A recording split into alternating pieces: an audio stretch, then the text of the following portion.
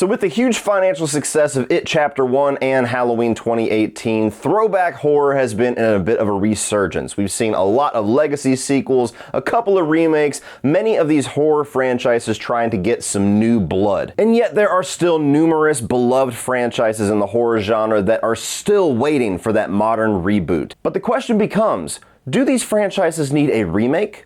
Or do they need a legacy sequel? So I've picked 10 horror franchises and I'm going to tell you my answer to that question and even pitch to you how I would approach rebooting these franchises. But really quick before we kick this thing off, I want to take a moment to tell you about the sponsor of this video, Raid Shadow Legends. Raid Shadow Legends are celebrating their 3rd anniversary as one of the top RPG games out there. So there is no better time to download the game and start playing on your PC or mobile device. Unlike many of the other mobile games that I have played, Raid Shadow Legends does a great job at continuously adding new content to keep your experience fresh and entertaining. New content like a roster of hundreds of unique bosses and heroes, new factions like the Shadowkin, an entire game mode called the Doom Tower with over 120 levels, and most recently, the biggest addition to the game yet, the Hydra clan boss. What I've enjoyed most about playing Raid Shadow Legends is that there is always motivation and reward to keep on playing. You can join a new clan to fight their clan boss and get access to the best weekly rewards,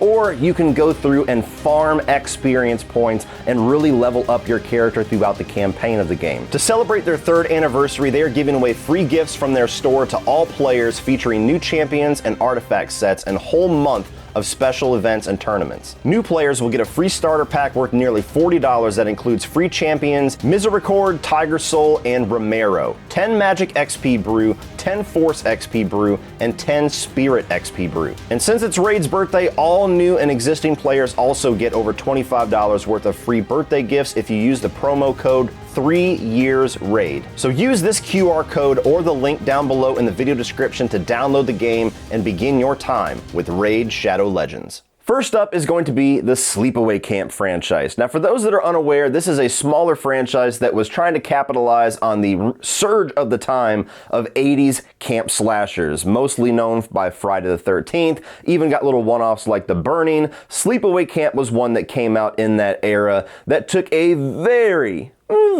different turn. And without giving too much away, because I do highly recommend any of you that have not seen it to go check out the original, the way that the first film ended is obviously something that you could never do today. Ever. So the question becomes, do we try to remake that original film with a new ending, with a different ending, or do we just go back and try to make a legacy sequel to that original film? And I think in this case, it's completely obvious. You have to do a sequel. There is no reason whatsoever to even attempt to try to recreate Sleepaway Camp and top that ending. There's no way to do it. You're never going to top the shock value or the legacy of what happens at the end of that first film. And so why even try? Why even set yourself up for the immediate comparisons? I think there's actually a really good way to be able to do a sequel with Angela in today's climate and follow up with that character. Even get Felissa Rose to come back and play the character. I think that there's a way that you could write that really smart to where they don't even necessarily have to be the villain anymore. You could have Angela be a character in this movie and navigating today versus what it was like back when that movie came out and why that ending was so shocking, and put a nice little twist on things. I mean, hell, if you can take Anthony Perkins and Norman Bates and turn him into the hero of Psycho 2, you can absolutely do that for Angela. So I wouldn't necessarily want to be in charge of writing that script, navigating that minefield, but I think there's actually a way that you could do a sequel to Sleepaway Camp and not only respect, but add to the legacy of that original movie. Next up is going to be the Children of the Corn franchise. Now, admittedly, I have not seen all of these movies, so take that with a grain of salt when I give you my answer, but even the first film, which I think most fans of the franchise would tell you is the best, that's really the only one that I ever hear mentioned, if I'm going to be completely honest, I don't even think that film is all that great. So I think Children of the Corn needs a remake. I don't think that there's any point in this franchise narrative-wise that makes sense to go back to that point and leave everything else intact. The initial concept from that Stephen King novel about this village of these kids that have murdered all of the adults and created their own little society, and then you have the Outlanders come in and discover all that. There is a way to do a modern version of that I think could be terrifying. And add into the fact that, the whole do we show it or do we not show it about he who walks behind the rose? It was suggested in the first film. You got a little bit of supernatural, very early garbage CGI. That's another thing that you could really play with. I mean, when you have the modern filmmaking tricks to where you have, like, a lot of A24 films are great about suggesting things that you never actually get to see, but the better of the A24 films will actually make you more scared of what you don't see. You get somebody with that level of writing and that level of filmmaking caliber to take on the story of Children of the Corn, and you could really sink your teeth into the viewers about how brutal these kids are and how terrifying these kids are with this looming threat of, is there actually a supernatural presence that lives in this cornfield? Next up is The Omen. Now, The Omen's interesting because I think that the sequel we initially got, Damien Omen 2, is actually the right approach as far as where in the storyline we catch back up with Damien. And we've already had a basically shot-for-shot remake. So in a certain way, we've kind of exhausted both avenues that we can go to. But I would argue that you could still do a legacy sequel to the original Omen and ignore 2, 3, and 4. Go back and do a similar approach to what they did with Damien Omen 2, to where you have Damien at a certain point in his life, whether or not he's a teenager or a little bit younger or maybe even in his 20s, and really wrestle with the idea about this character finding out about his legacy, finding out about his destiny, and actually focus on his inner turmoil over that revelation. That was the biggest missed opportunity with the second Omen film, is that when he finds out that he's the son of the devil, he screams to this lake, "No, why me?" And then 5 seconds later, he's cool with it and he's just murdering bitches again. So I don't really think that, while that sequel certainly has some entertainment value for the kills and for the central performance, I don't think it's going to be that big of a taboo thing to just erase that and try to do that again, but better. Have some awesome kills. Definitely keep that classic Omen vibe about these premonitions or these visions or these omens, quite literally, about somebody's going to die. Have a creative Final Destination style death there, but actually focus in on the character of Damien. Now we are at The Exorcist, and regardless of what the hell I say, they have already made their decision. David Gordon Green, who directed Halloween 2018, Halloween Kills, and the upcoming Halloween Ends, has already signed on to write and direct a trilogy sequel to the original Exorcist. So they're going legacy sequel route there. But I think that's a mistake. If I'm being honest, I don't think either option is a good option with The Exorcist. I feel like that's a movie that should just be left alone. You can't recreate that, and we've exhausted demonic possessions and exorcisms to death with the Conjuring franchise and Insidious and all the other January, February horror films that we got over the past 20 years that all dealt with possession. But if I was in charge of it, I would say there's no reason to go back to that original story. There's no legacy to be picked up by that original film, because any character that you go back to, their story is complete.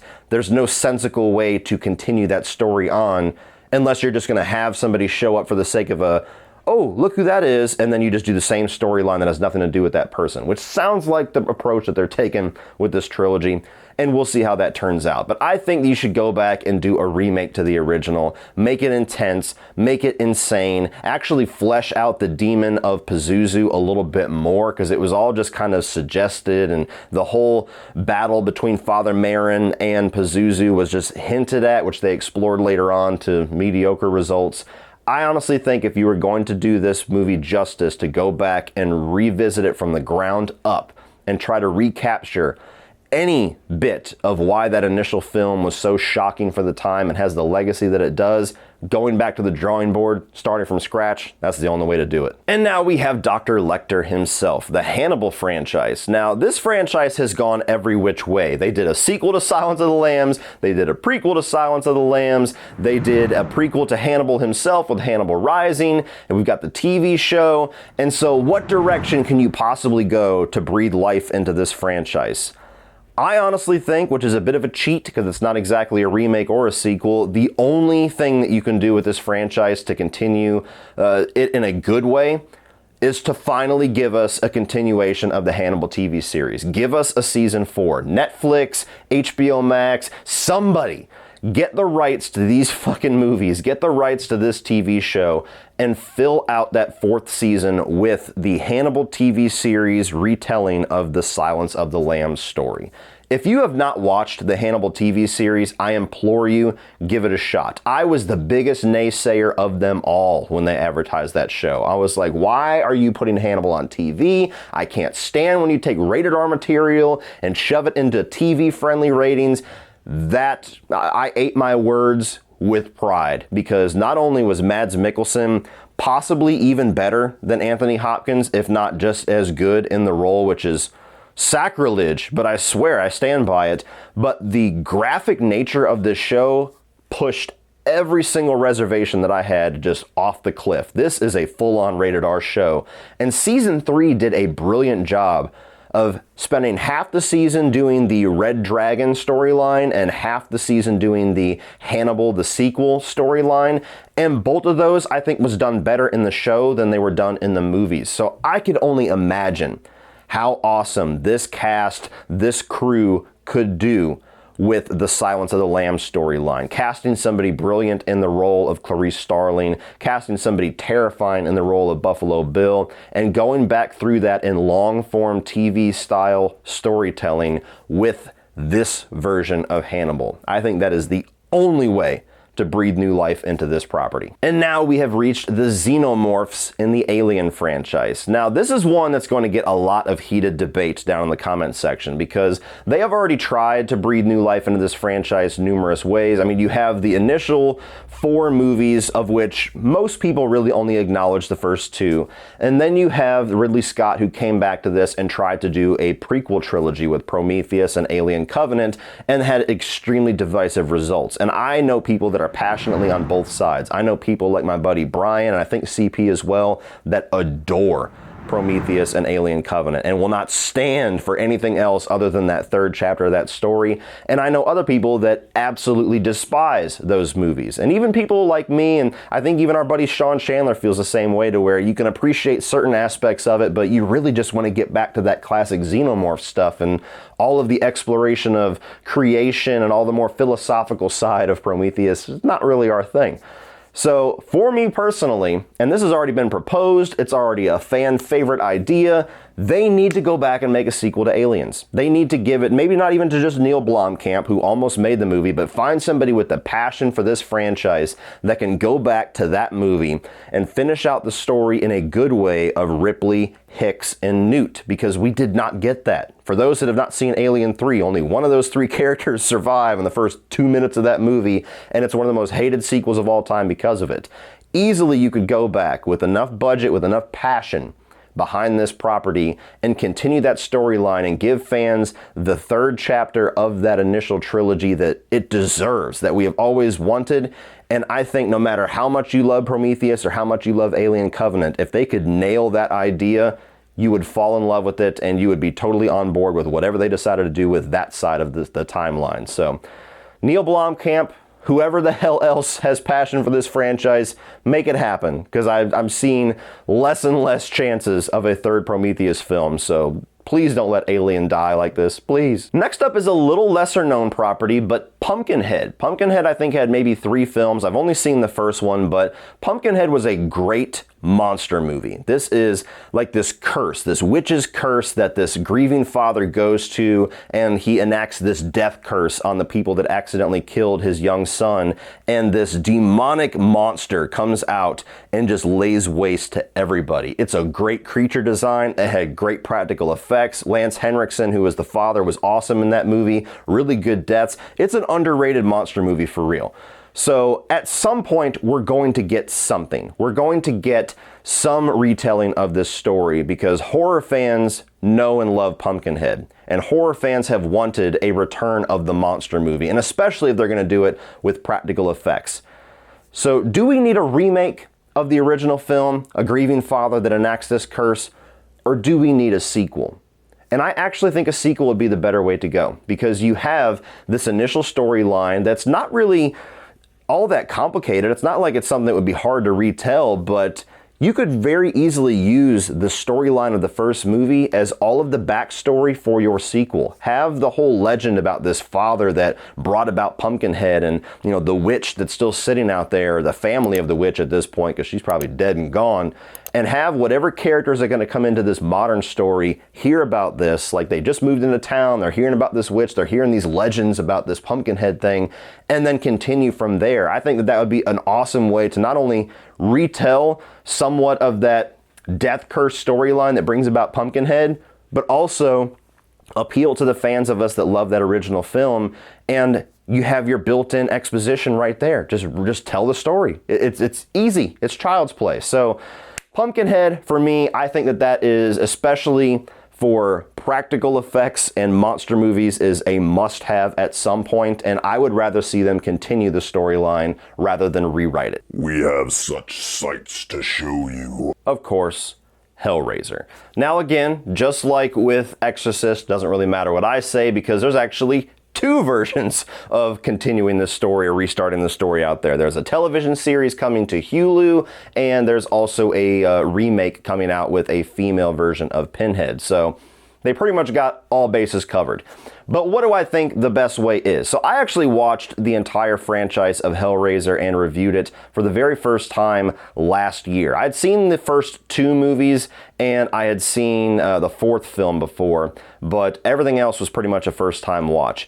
And by the time you got even about halfway through that franchise, you realized that they had just kind of kept going back to the same well for the same ideas so much that it was just nothing but diminishing returns. And so really the only way that you could continue this story is to go back and start from scratch, which it seems like they're smartly doing. And I even like the idea of a female Pinhead. There's a lot of people out there that call woke and, you know, of course, modern thing. And look, first of all, in the novel, female Pinhead was a thing. The Doug Bradley becoming Pinhead, that was something that was changed for the movie. So there's that.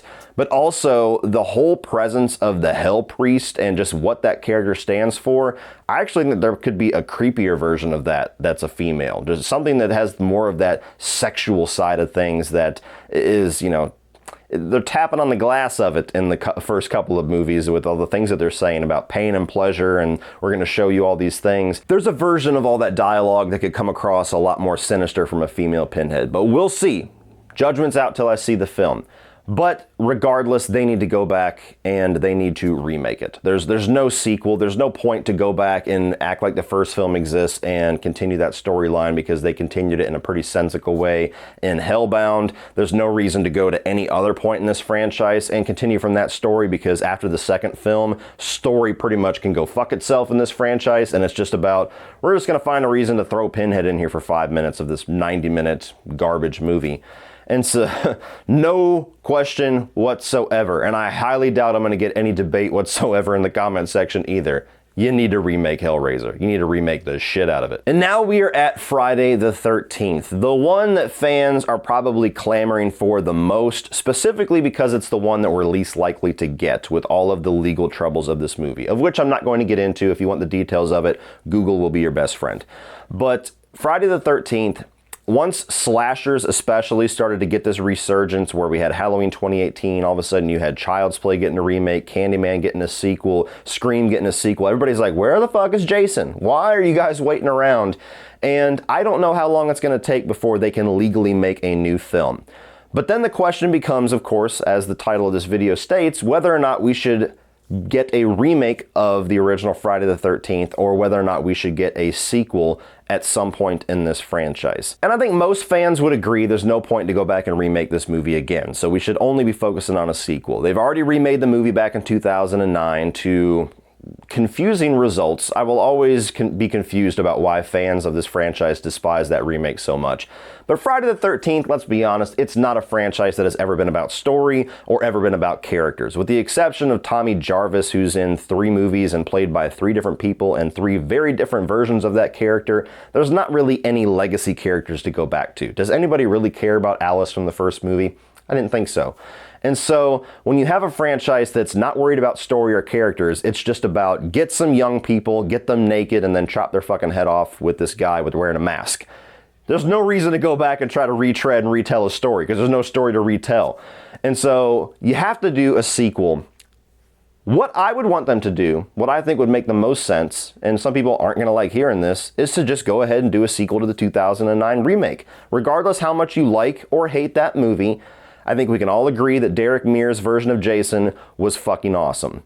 And that's really the only thing that I want, the only box that I need checked for that whatever Friday the 13th continuation we get is Derek Mears coming back? Because that's all I want.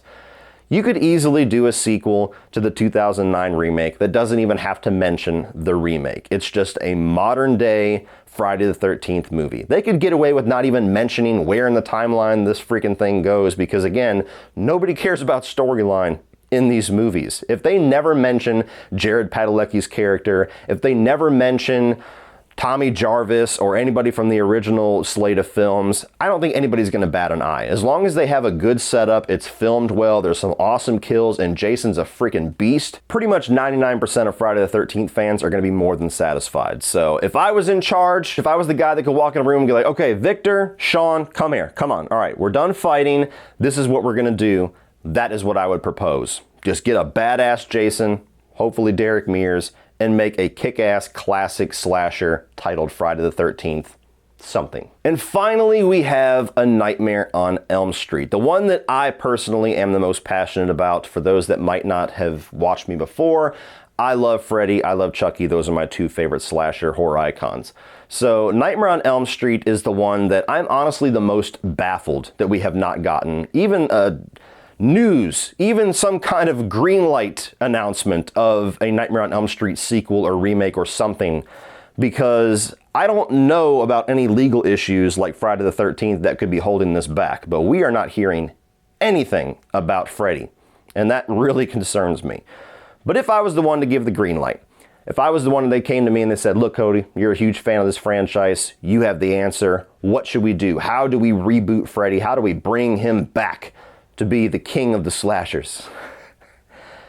And so you have the question yet again, do we go back to the drawing board? Do we go back to that original storyline from 1984 and try to retell that a third time now? Or do we do a legacy sequel? And my answer is actually neither. You definitely don't want to go back and retell that original story. I mean, we saw that in 2010. They did a horrible job with it. Jackie Earle Haley did his best. I think that if he was given a better movie, a lot of people would have been totally satisfied with his new version of Freddy, but that's not how it worked out. So going back, telling the story about Nancy and all that again, I think would be absolutely ridiculous.